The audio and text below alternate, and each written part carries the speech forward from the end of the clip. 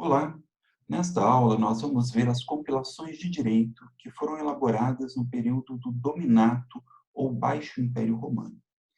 É importante nós lembrarmos que o Dominato é caracterizado pelo poder absoluto do imperador. E, com isso, nós vamos ver que as fontes principais do direito acabam também se identificando com esse poder centralizador do imperador. Com isso, nós podemos destacar as leges ou constituições imperiais como as fontes responsáveis pela modificação efetiva no direito desse período, embora não sejam as únicas fontes. Nós podemos também ver que neste período é comum o uso das iura, ou seja, daquelas obras de jurisprudentes ou jurisconsultos que foram elaboradas nos períodos anteriores e que já se consolidaram ao longo do tempo e que agora continuam sendo utilizados neste período do dominato. Também vai ser muito comum a elaboração de compilações de direito, compilações como reuniões de normas produzidas nos períodos anteriores, mas que agora são organizadas e sistematizadas em um único documento. Dentre essas compilações, nós teremos diversas classificações possíveis, mas a mais importante delas é aquela que toma como ponto de partida o governo do imperador Justiniano, que governou o Império do Oriente a partir de 527. Então, nós podemos classificar as compilações do Dominato em compilações pré-justinianeias, isto é, anteriores ao governo de Justiniano, e as compilações justinianeias, ou seja, as compilações elaboradas pelo próprio Justiniano. É importante lembrar também que o Império Romano do Ocidente caiu em 476, com a tomada dos bárbaros de Roma, e com isso o desmantelamento da parte ocidental vai se acentuando ano a ano. Então, quando Justiniano toma o poder no Oriente, não havia mais uma organização central romana no Ocidente. Havia apenas alguns focos de resistência. E nestes focos de resistência, a aplicação do direito romano continuará. Então, dentre as compilações pré-justinianeias de constituições imperiais, ou seja, de leges, nós temos três códex, três códices que são de extrema importância: o Codex Gregorianus, o Codex Hermogenianus e o Codex Theodosianus. Esses três códigos devem ser considerados como compilações e não como códigos no sentido moderno. Porque no sentido moderno, nós usamos código para expressar uma lei nova que rompe com a ordem jurídica anterior. Mas esses códices representam apenas reuniões de fontes antigas, no caso aqui de constituições imperiais. O Código Gregoriano e o Código Hermogeniano foram compilações elaboradas por particulares, ou seja, prudentes que não tinham nenhum cargo público resolveram por si mesmos fazerem compilações de constituições imperiais, especialmente com o objetivo de auxiliar na organização do direito e no estudo dentro das escolas de direito. O último código, o Código Teodosiano, é um código elaborado pelo imperador Teodósio II. José Carlos Moreira Alves conta que era a intenção de Teodósio II reunir todo o direito em uma compilação, mas que, como não havia jurisconsultos à altura na época, a compilação completa ficou por fazer. E somente se fez a compilação de leges, que tomou o nome de Código Teodosiano. Ainda dentro das compilações pré-justinianéias, mas agora reunindo não só constituições imperiais, mas constituições imperiais e doutrina, ou seja, leges e iura, nós temos 3 compilações de muita importância. Essas compilações foram realizadas no Ocidente, quando o Império Ocidental já havia caído. Então, após a invasão dos bárbaros, nós teremos nos reinos bárbaros em formação a aplicação de direito romano e de direito germânico, aquele direito trazido pelos próprios bárbaros. Então, nós teremos, em alguns locais, a suplantação do direito bárbaro ao direito romano, ou seja, o direito germânico prevaleceu.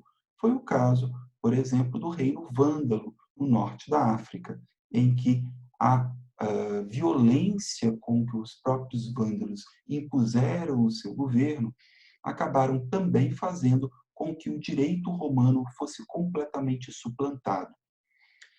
Já em outras regiões, e aí vale o destaque no reino dos ostrogodos, liderados por Teodorico, nós teremos o oposto, nós teremos a romanização do próprio direito. Teodorico lidera os ostrogodos na tomada de uma região muito importante, mas já havia, por parte dos ostrogodos, um contato com a cultura romana a longa data. E Teodorico resolve que o direito romano deve ser aplicado a todos o seu reino. E, para isso, ele manda fazer uma compilação chamada Edito de Teodorico. O Edito de Teodorico seria aplicado tanto aos romanos quanto aos descendentes de ostrogodos do seu próprio reino, pretendendo assim romanizar o seu povo. Já as 2 outras compilações, a Lex Romana Visigotorum e a Lex Romana Burgundiorum, seguem o princípio da personalidade das leis, que foi o princípio mais observado na formação dos reinos bárbaros. Ou seja, por esse princípio, aplicava-se direito romano ao povo de origem romana e aplicava-se o direito germânico da própria tribo bárbara invasora aos descendentes dos bárbaros. Então, lá no reino dos visigodos, o rei Alarico II mandou fazer uma compilação com o objetivo de aplicá-la apenas para os seus súditos romanos. E essa lei vai ser conhecida como Lei Romana dos Visigodos, Lex Romana Visigotorum, ou Breviário de Alarico. Contam que o objetivo de Alarico era principalmente convencer os romanos da Gália de que submeter ao seu poder seria melhor do que submeter ao poder do reino dos francos. E, com isso, ele dá, de certa forma, um recado ao povo que seria dominado de que, se ele se submetesse ao reino dos visigodos, eles ainda teriam respeito às suas próprias normas jurídicas. Por fim, nós temos a Lex Romana Burgundiorum, ou Lei Romana dos Burgúndios, que foi também uma lei formulada no princípio da personalidade, ou seja, o rei burgúndio, Gondembaldo, manda fazer uma compilação para aplicar apenas aos súditos romanos do seu reino. E, para isso, então, ele manda reunir constituições imperiais, leges e doutrina iura. Por fim, nós chegamos nas compilações de Justiniano, o chamado Corpus Iuris Civilis.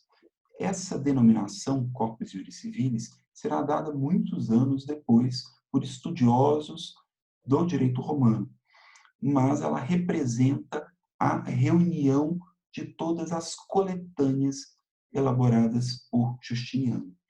Quando Justiniano sobe ao poder, em 527, ele inaugura uma série de reformas administrativas e militares. Essas reformas, em grande parte, se dão pela necessidade de fortalecer os exércitos romanos do Oriente e, com isso, impedir que os bárbaros cheguem à parte oriental do Império. Mas Justiniano também empreende reformas legislativas, com o objetivo de organizar o direito vigente. Então, logo em 529, fica pronta a primeira compilação, o Códex Antigo. Esse Códex Antigo reunia as constituições imperiais anteriores ao próprio Justiniano. Em 533, ficam prontas mais duas compilações, o Digesto, também conhecido como Pandectas, e as Institutas. O Digesto era a compilação mais longa, uma compilação de Iura. Contendo 50 livros, ele expunha todo o direito por meio do trabalho dos prudentes.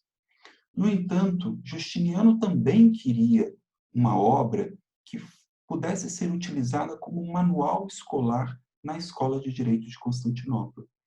Por isso, também fica pronto nesse ano as Institutas, que são exatamente essa obra mais didática, uma obra que traz mais conceitos e expõe toda a matéria de maneira a facilitar o ensino na Escola de Constantinopla. No entanto, o digesto acabou gerando um problema em relação ao Códex Antigo. O Códex entrava em conflito com o digesto em vários momentos. E, para evitar essas contradições, Justiniano manda fazer uma revisão do Códex em 534. Essa revisão visa principalmente sanar essas antinomias existentes entre o Códex Antigo e o Digesto, mas se aproveitou e até algumas constituições imperiais antigas também foram inseridas no novo Códex, que revogou completamente o Códex anterior, de 529, e, na verdade, nós só conhecemos o texto desse segundo Códex, dessa segunda versão atualizada do Códex. Por fim, Justiniano pretendia reunir as constituições imperiais que ele mesmo havia promulgado durante o seu governo, mas acabou morrendo sem que isso fosse feito. Então, jurisconsultos particulares realizam essa compilação, a compilação das leges de Justiniano, que vão ser chamadas de novelas. O nome seria Novellae Constitutiones Justinianus, ou seja, as novas constituições de Justiniano. Há algumas versões de novelas, mas todas elas reúnem as constituições justinianéias. Então, o Corpus Juris Civilis, que é a principal compilação do direito romano, vai ser uma coletânea de compilações. Na verdade, ele reúne 4 compilações: o Digesto, as Institutas, o Códex e as Novelas, sendo o Digesto e as Institutas compilações de Iura e o Códex e as Novelas compilações de Leges. A invasão dos bárbaros, como eu já destaquei, em 476, vai ocasionar a perda gradativa dos territórios ocidentais. Mas a cultura romana ainda vai permanecer nesses reinos bárbaros em formação, e por isso o direito romano continua de alguma forma sendo aplicado. Em alguns locais, nós teremos a aplicação por meio das compilações efetuadas pelos bárbaros, ou seja, aquelas compilações pré-justinianéias que nós vimos há pouco, de Leges e Iura.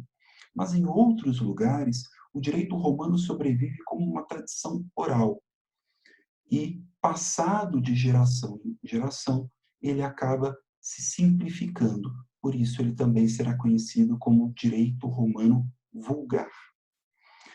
De toda forma, nós temos normalmente o respeito ao princípio da personalidade das leis, ou seja, o respeito à aplicação de direito romano para os descendentes de romanos e de direito germânico para os descendentes dos bárbaros invasores. É isso, ficamos por aqui. Até logo.